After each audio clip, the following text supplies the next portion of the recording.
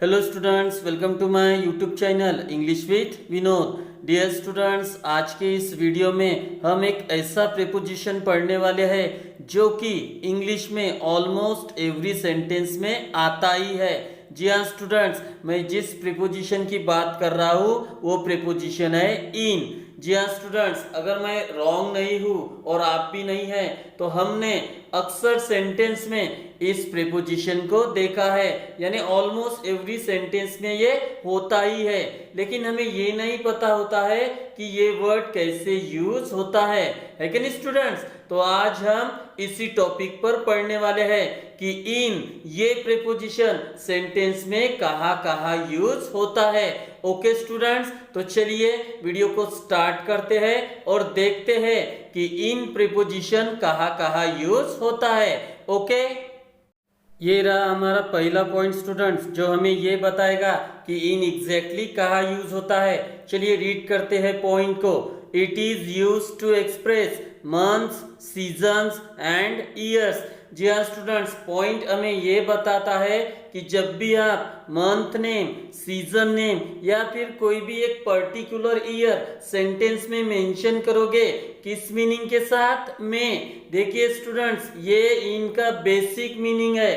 कौन सा? में। तो पॉइंट हमें ये कहता है कि जब भी आप मंथ नेम, सीजन नेम या कोई भी एक पर्टिकुलर ईयर इस वर्ड के साथ मेंशन करोगे तब हमें इन प्रीपोजिशन यूज करना है। पॉइंट समझ में आ गया students? I repeat once again कि जब भी आप मंथ नेम, सीजन नेम या कोई भी एक पर्टिकुलर ईयर किस वर्ड के साथ मेंशन करोगे, में, जो कि इनका बेसिक मीनिंग है, तब आपको क्या यूज करना है? इन प्रीपोजिशन। ओके, चलिए एग्जाम्पल के साथ इसको और अच्छे से देखते हैं।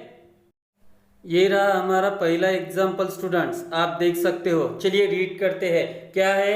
The PM is to visit America in June. देखिए स्टूडेंट्स, इस सेंटेंस का ट्रांसलेशन मैंने ऊपर किया है, तो हमें इंग्लिश में ही पढ़ना है।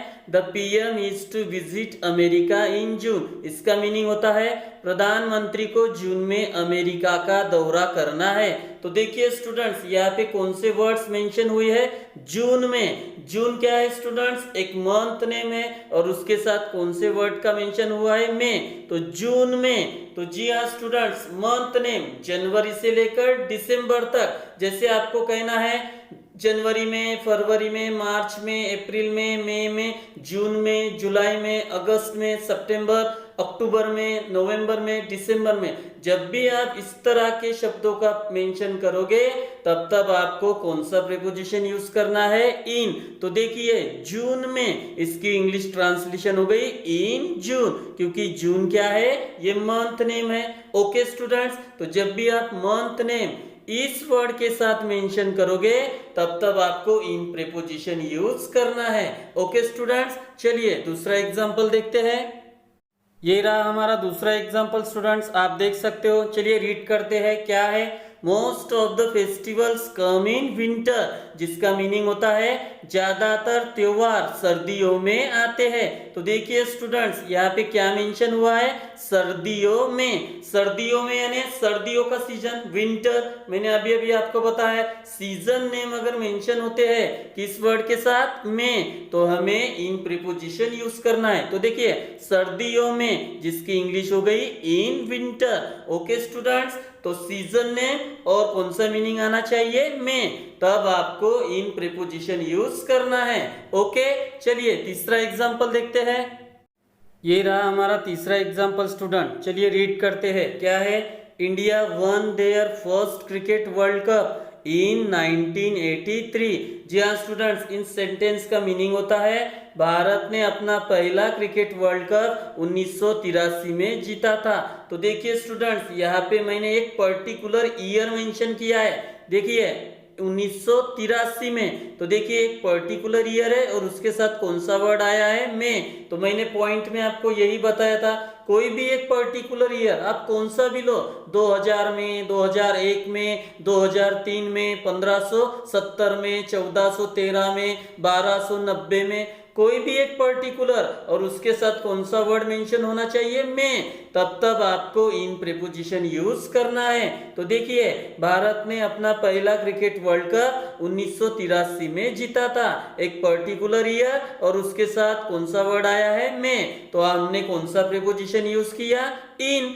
इसकी इंग्लिश हो गई 1983 में, तो उसकी इंग्लिश हो गई इन 1983। ओके स्टूडेंट्स, तो पॉइंट ये कहता है कि मंथ नेम, सीजन नेम या फिर कोई भी एक पर्टिकुलर ईयर मेंशन होना चाहिए, किस मीनिंग के साथ, में, तब हमें इन प्रीपोजिशन यूज करना है। ओके स्टूडेंट्स, चलिए दूसरे पॉइंट की तरफ मूव करते हैं।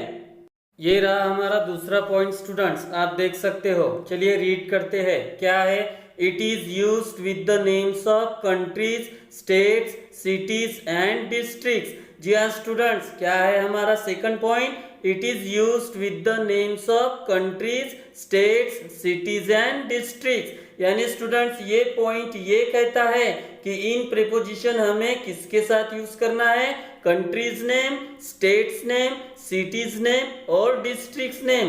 कौन से मीनिंग के साथ, में, तब हमें इन प्रीपोजिशन यूज करना है। ओके स्टूडेंट्स, तो चलिए एग्जाम्पल के साथ इस पॉइंट को और बेहतर तरीके से समझते हैं। तो देखिए स्टूडेंट्स, एग्जाम्पल में क्या है, in Germany, in Goa, in Paris, in Nagpur. तो देखिए इनके मीनिंग क्या हो गए, जर्मनी में, गोवा में, पेरिस में, नागपुर में। जी हाँ स्टूडेंट्स, मैं आपको यही बताना चाह रहा हूँ कि जब भी आप countries name, states name, cities name और डिस्ट्रिक्ट्स नेम कौन से वर्ड के साथ मेंशन करोगे, में, तब आपको इन प्रीपोजिशन यूज करना है। तो देखिए, जर्मनी ये कंट्री नेम है, गोवा ये स्टेट नेम, पेरिस सिटी और नागपुर क्या है, डिस्ट्रिक्ट, जो कि महाराष्ट्र में है। तो में ये मीनिंग आना चाहिए और इनके नेम आने चाहिए, तब आपको इन प्रीपोजिशन यूज करना है। ओके स्टूडेंट्स, चलिए तीसरे पॉइंट की तरफ मूव करते हैं।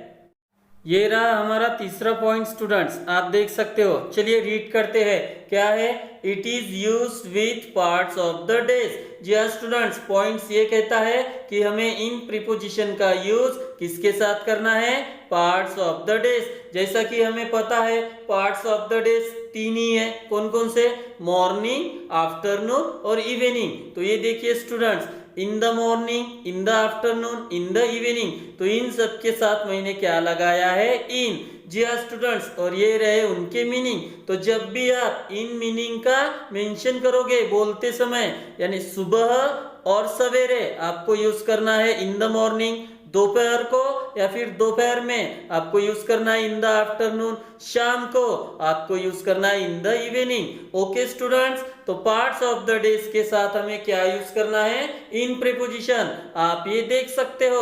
ओके, चलिए चौथे पॉइंट की तरफ मूव करते हैं। ये रहा हमारा चौथा और आखिरी पॉइंट स्टूडेंट्स, आप देख सकते हो। चलिए रीड करते हैं, क्या है, it is used to tell the profession और वेयर द पर्सन वर्क्स। जी हाँ स्टूडेंट्स, ये पॉइंट हमें ये बताता है कि इनका प्रीपोजिशन कहाँ करना है, तो वहाँ करना है जहाँ हम प्रोफेशन बताते हैं। जी हाँ स्टूडेंट्स, हमारे मम्मी पापा जहाँ काम करते हैं, कोई भी जहाँ भी काम करता हो, तो वो प्रोफेशन बताने के लिए हमें इनका यूज करना है। ओके, चलिए एग्जाम्पल के साथ इसको और बेहतर तरीके से समझते हैं। ये रहे एग्जाम्पल स्टूडेंट्स, चलिए पहले रीड करते हैं, क्या है, my elder brother is in bank, जिसका मीनिंग होता है मेरा बड़ा भाई बैंक में काम करता है। दूसरा है, my entire family is in army, मेरी पूरी फैमिली आर्मी में है। तीसरा है, my mother is in PWD, मेरी माँ PWD में काम करती है। ओके स्टूडेंट्स, तो नॉर्मली होता क्या है स्टूडेंट्स कि जब भी हम किसी का प्रोफेशन बताते हैं तो हम किस तरह कहते हैं, मान लो कोई डॉक्टर है तो हम कहते हैं ही इज अ डॉक्टर, मान लो कोई पायलट है तो हम क्या कहते हैं, ही इज अ पायलट, मान लो कोई टीचर है तो हम कहते हैं ही इज अ टीचर। लेकिन जब भी आप इस तरह के प्रोफेशन बताओगे, किस तरह के, बैंक में काम करता है, आर्मी में है, PWD में है, तो आपको इन प्रीपोजिशन के साथ उस सेंटेंस को बोलना है।